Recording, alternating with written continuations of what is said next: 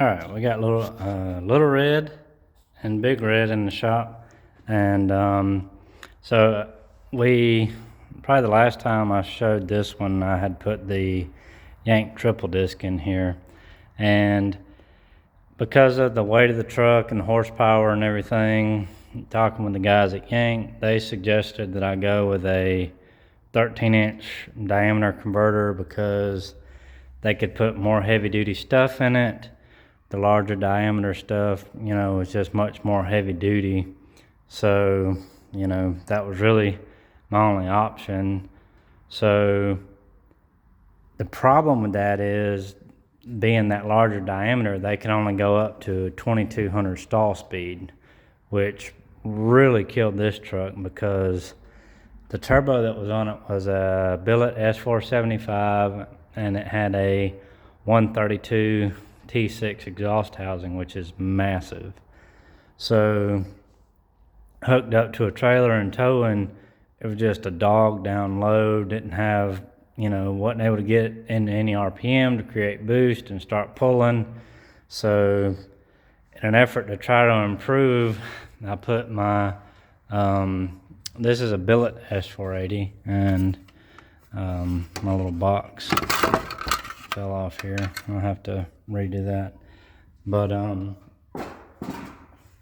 so this is actually a forced inductions S480. I think it's rated for about 1300 horsepower, and it has a 110 exhaust housing, and I think it's a 96 wheel. I'm gonna see how it does. Hopefully, it helps. If it doesn't, I was thinking about taking the T4 S480 off of Little Red and just swapping the hot sides around and just, this needs more bottom end, and this thing on Little Red would be pretty awesome. So I got that done, and another thing I've been wanting to get done on this truck is to recirculate the wastegate. And the wastegate was dumping down right below where your foot is in the driver's seat, and it was just so loud and just obnoxious whenever the gate would open. So I recirculated it in. I ran a pipe down out of it, turned it, came up, tied it back into the 4-inch exhaust, and now all that's quiet when it opens. Another thing is air conditioning. Since I've had this truck, the air conditioner has not worked. And when I got in the red truck, it had a new AC compressor, a new dryer, and all that stuff and everything. So I knew there'd be potential to get the AC working. And yesterday, I pulled the line off here, pulled the lines off at the firewall, flushed them out, flushed through the what is it in the dash? The evaporator, and then flushed through the condenser, drained the compressor, made sure I had the right amount of oil in it, vacuumed it down for an hour. It held vacuum at negative 30. I charged it and it was cooling, and I came down to blow through the AC drain because sometimes they get stopped up and you'll get a puddle in the floorboard, and I don't know when the last time this one's worked. So as soon as my head was right under this fender well and I was about to blow through that line, this suction hose exploded right beside me and blew, all the refrigerant and everything just everywhere, and just a huge loud explosion. Like, this scared me to death. And then of course I lost my system charge, and we had a machine set up that it captured it so it didn't escape into the atmosphere. And so I was like, man, I've got to figure out a way to fix this, because the problem is this suction line comes down by the turbo and is right by the log. So you can see I have this heat sleeve on it because I knew it was going to be problematic, but I didn't put it on till, a day late and $1 short. So the hose just got cooked right there where you can see where that block is. It just cooked it right there and exploded that hose with pressure in it.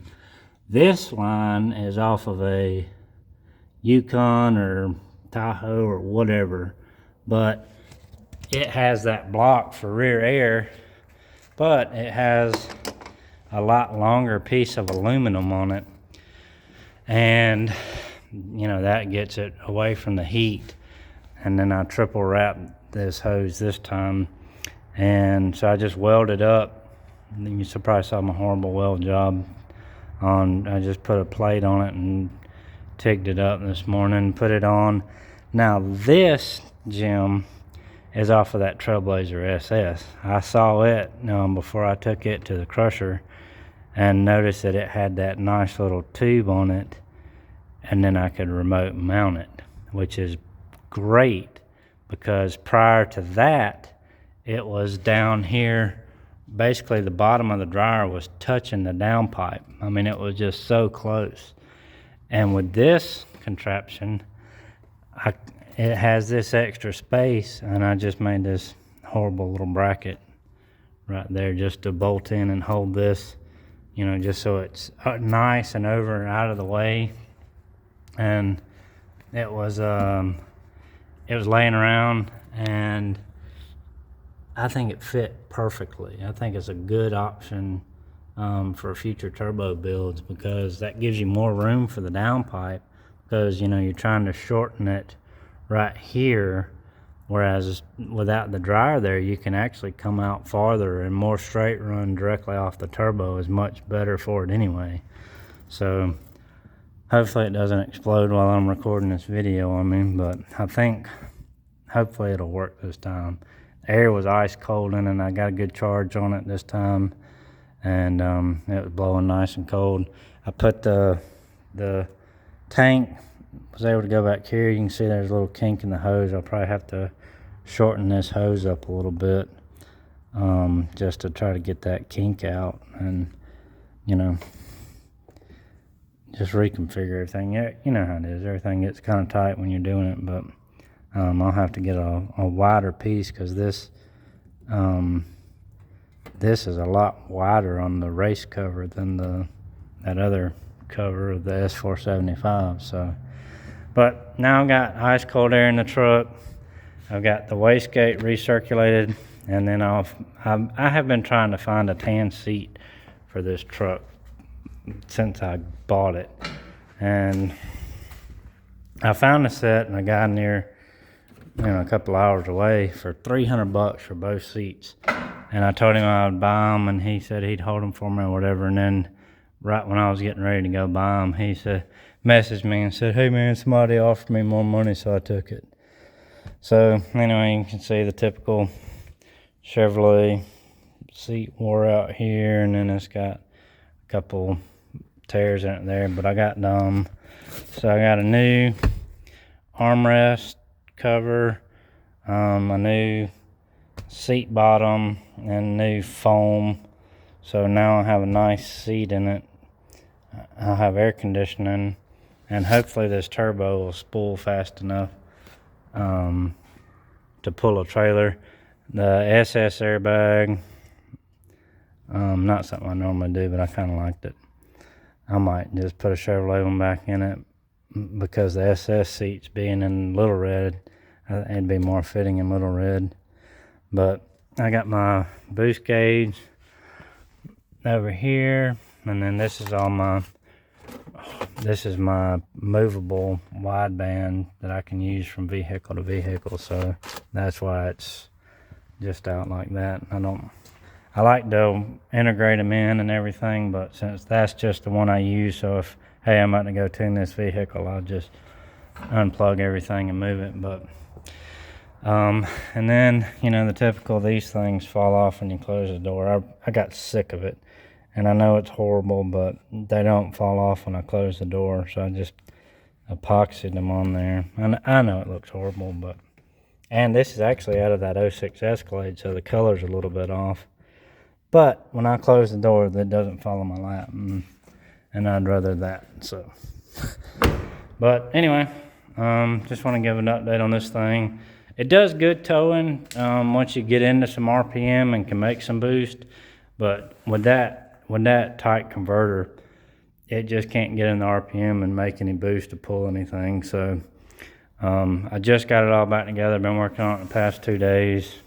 Trying to fix those items I just talked about, and just been so busy I haven't been able to work on my own stuff, and I've been wanting to do this for a long time. So after I get my filter box securely installed, I'll go drive it and see how it does, and then hook a trailer to it and pull with it, and then I'll update on how it does towing, because I know that's one of the main questions I get from guys is, how does it do towing? And it did great towing with the loose converter, just because, it allowed the engine to get up in the RPM. It allowed the turbo to spool. And once that turbo spooled, it pulled very well. But with the tighter converter, it just brought everything back. So now I'm just trying to kind of get back to where I was. But Little Red is getting ready for paint. I just talked about the other day. I've been tidying up some things on it. This is a T4 Billet S480. It's a VS. But again, the T4. I don't know what AR this is, but the T4, that's a lot smaller than a 110 T6. So. Got the SS seats in. I don't know if I didn't have a video with them in the other day, but there they are, and mounted in the truck. I think they look really good. They sit well too. They sit much better than the flat truck seats. And my buddy located me a steering column with the newer spline, so I can run the steering wheel I like. So, and he also donated me back my Cadillac dash. So I want to clean all this interior up and get it looking good, and make the interior really nice on this one, because once my paint guy gets done, it's really gonna look good.